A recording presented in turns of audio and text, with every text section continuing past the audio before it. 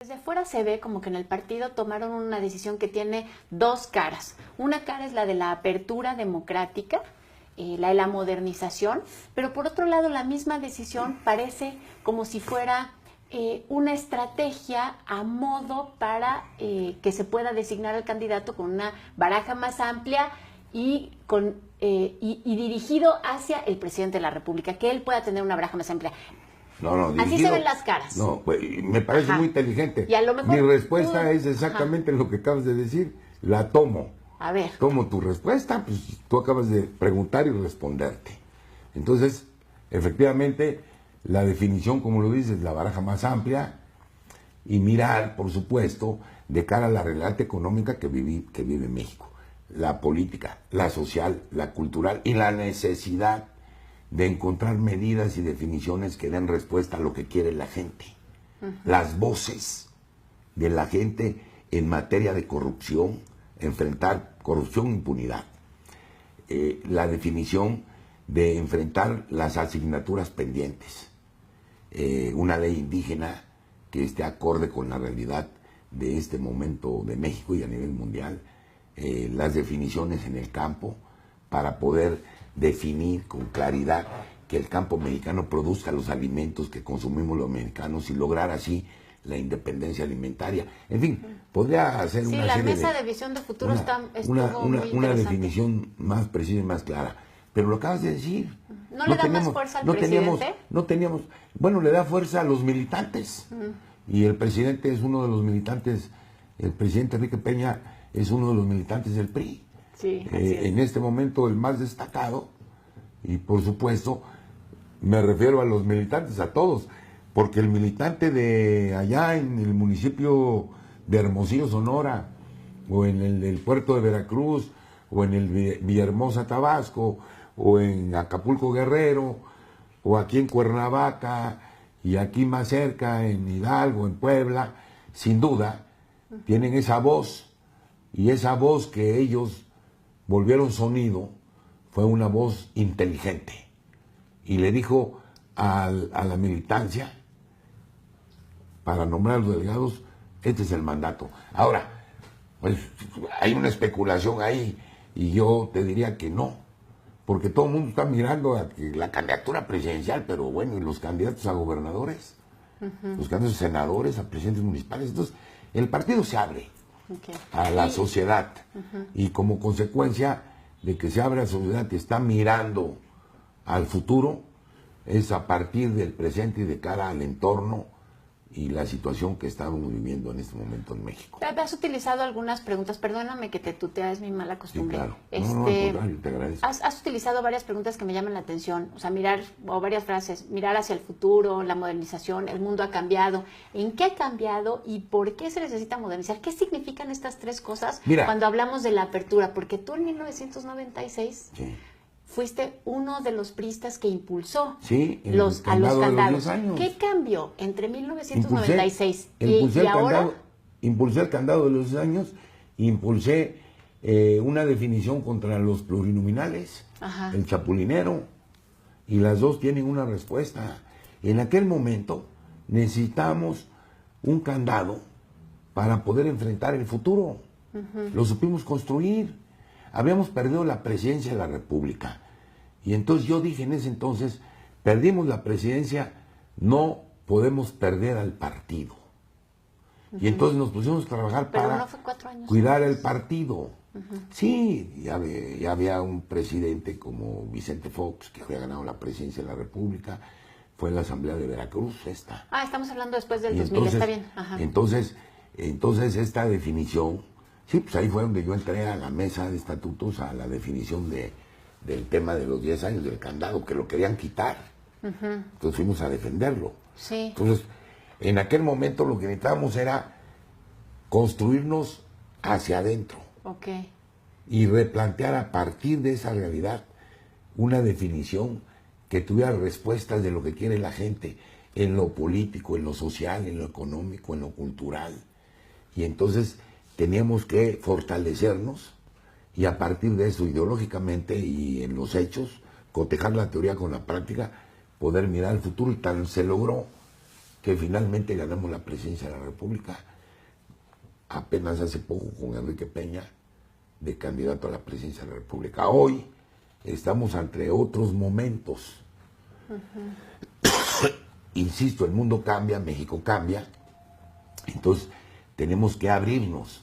No podemos ser un partido cerrado, no podemos dejar de observar lo que está aconteciendo en muchas partes del mundo. Guardando las proporciones, fíjate, la elección en Francia, cómo Macron gana, cómo Hollande, dirigente del Partido Socialista francés, se desprende Macron, forma una definición política, era su ministro de Economía. Sí, formaba parte del gabinete de Hollande. Y forma toda una corriente que lo lleva a la presidencia de Francia. ¿Qué pasó con la definición de Inglaterra de que seguía perteneciendo a la Comunidad Económica Europea? Y luego todos los acontecimientos que yo no quiero hablar, la bilateralidad que tenemos que revisar en el caso de México y Estados Unidos. De tal suerte de que, y luego, mira, lo más lamentable, se logra la paz en Colombia y el presidente Santos pide un referéndum y lo pierde. Entonces, todo eso, mirando hacia lo que está aconteciendo en México, la situación económica, la inseguridad, los temas de la corrupción, la necesidad de dar pasos mirando a las comunidades indígenas, al crecimiento de las regiones, el sur-sureste de México. Tienes que agarrar y observar y decir, tenemos que dar un paso. Y mirar al futuro. Y la única forma de mirar al futuro es construyendo el presente. Por eso, el manejo de los tiempos en política, los ritmos te están definiendo el tiempo, y este era el tiempo de dar un paso para decirle a los distintos estratos de la ciudad mexicana que estamos en la definición de caminar en esa ruta. Tú estás orgulloso. Enfrentar a la corrupción, a la impunidad, y enfocarnos a tomar medidas de lo que quiere la gente, las causas de la gente. Tú estás orgulloso entonces de haberlos defendido hace ya 20 años o menos, y ahora de haberlos quitado. Ahora cuéntame de lo otro que pasó en los estatutos, que es lo de esto que le llaman la norma antichapulines. Sí. Creo que es jerga de Oaxaca esa. No. Claro. No, chapulines que brincan de un lado a otro. Sí. Pero hay chapulines en distintas partes del país, no nomás en Oaxaca. Pero dime, Mira, ¿cómo eso por qué? ¿Por qué lo hicieron? ¿Por Mira. qué impiden que ahora un legislador federal pueda pasar de ser senador a ser diputado en las listas del partido? ¿Por qué? O de buscar reelegirse otra vez como senador plurinominal. Sí, es nada más para los plurinominales, ¿verdad? Es nada más para los plurinominales. ¿Por qué? Porque no buscan el voto, porque no se comprometen con la gente, porque esperan la votación general que les beneficia. Entonces, si un compañero es senador de la República y quiere buscar la reelección como senador, sabe que no va a poder ser plurinominal, va a tener que ir en tierra a buscar el voto. Entonces se va a comprometer a generar mejores leyes, mejores iniciativas, y va a poder estar en contacto con los hombres y las mujeres de ese estado y de las regiones para poder accionar medidas que resuelvan los problemas de la gente. O sea, va a estar en comunicación permanente para, cuando quiera buscar el voto en forma directa, lo logre. Los pusieron a trabajar sí. a los que estaban sentados en la oficina esperando la bendición del partido. Sabes que fue aprobada en la mesa por unanimidad y con alegría. Esa no y generó problemas. Y en la Asamblea Nacional, pues los 10,000 que estaban ahí más los invitados, no, hombre, fue una alegría total. ¿Por qué? Porque la gente lo ve. El plurinominal generalmente espera que lleguen los votos y se define. Tantos entran, entonces si estás en la lista del 1 a 10, entras. O de 1 a 7, depende la votación. Entonces, no hay compromiso. ¿Tienen ahora Y ¿sabes qué? Ajá. Esta asamblea trajo otra consecuencia que es importante que observes. Lo dije antes y lo repito ahora. Ya se acabaron la época de los ungidos. Y luego, esta medida de los plurinominales y todas las otras que dijimos en los estatutos, le pega la nomenclatura. Sí. Entonces... Pero abre ventanas de riesgo, ¿no? Tú mismo dijiste en una entrevista que diste hace poco que había que evitar que grupos o personas se quisieran quedar con las candidaturas del PRI. Claro. ¿Te referías a la presidencia? A todas. Ajá. Yo dije que estaba en riesgo de que le arrebataran al PRI la candidatura presidencial. ¿Ya no crees eso? ¿Ya no temes porque eso? Las medidas que tomamos nos permiten tener claridad con un abanico muy amplio.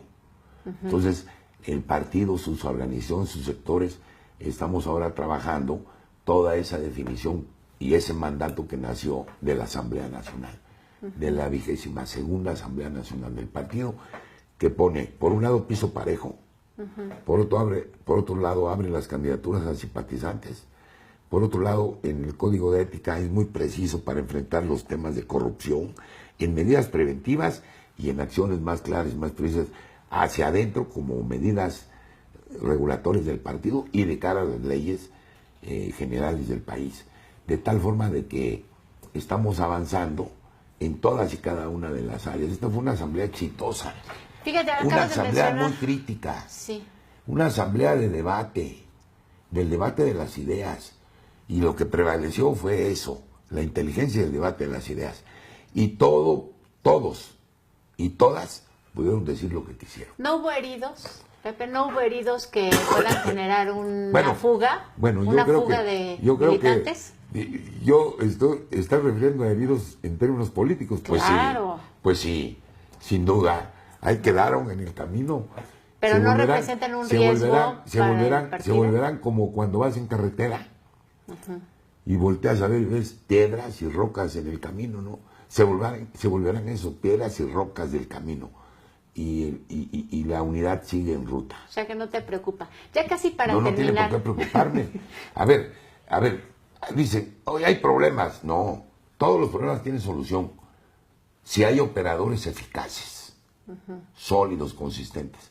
Nosotros terminamos esta asamblea nacional de nuestra organización política en donde quedamos más fuertes ideológicamente y más sólidos en los principios. Fue una asamblea exitosa con mirada de futuro, de presente y futuro. Ya casi para terminar, Pepe, mencionaste el Código de Ética.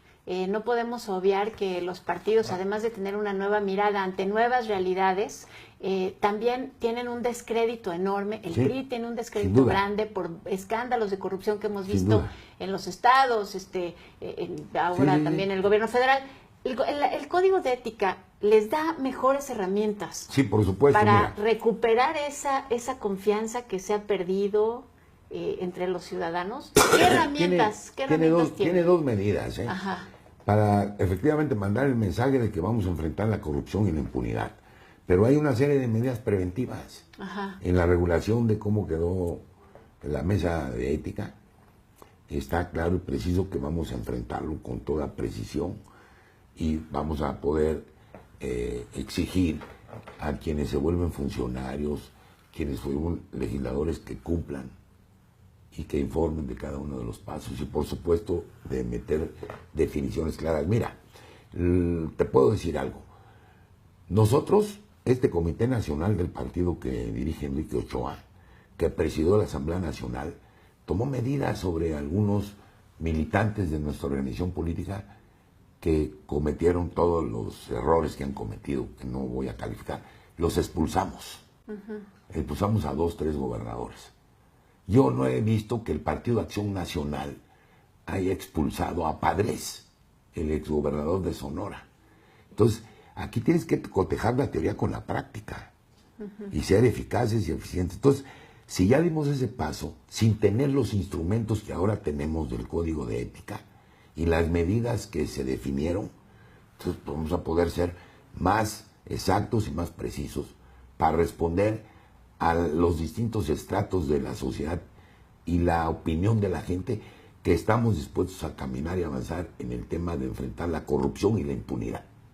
Así de claro. Y luego, pues bueno, lo que está ahí enfrente es que vamos a poder dar el paso de fortalecer el sistema de partidos de cara a este señalamiento que haces del deterioro que hay del sistema de partidos. Mira, En el caso de los pluris y chapulineros, pues eso también le pega a las otras formaciones políticas, a los otros partidos, porque ahí también sucede lo También mismo lo tienen. que a nosotros. Yo espero que esto sirva para la permeabilidad y que le dé paso a las nuevas generaciones, a los militantes que vienen atrás luchando por lograr ese tipo de candidaturas. Pepe, te veo muy contento con los resultados y te veo optimista hacia el futuro. ¿Les alcanza con lo que tienen ahorita, con el partido que son, con las nuevas herramientas que se dieron para ganarle a López Obrador en el 18? Mira, déjame decirte algo. En la pasada elección, la de estos meses, había 3 gobernaturas en juego. Ganamos 2. Ganamos el Estado de México y ganamos Coahuila. Efectivamente, en la del año pasado, de 12 perdimos 7. Pero ahora nos recuperamos. Esto ha hecho de que las definiciones que se dan, las medidas de encuestadores, nos ponen en la condición de entrar a la pelea.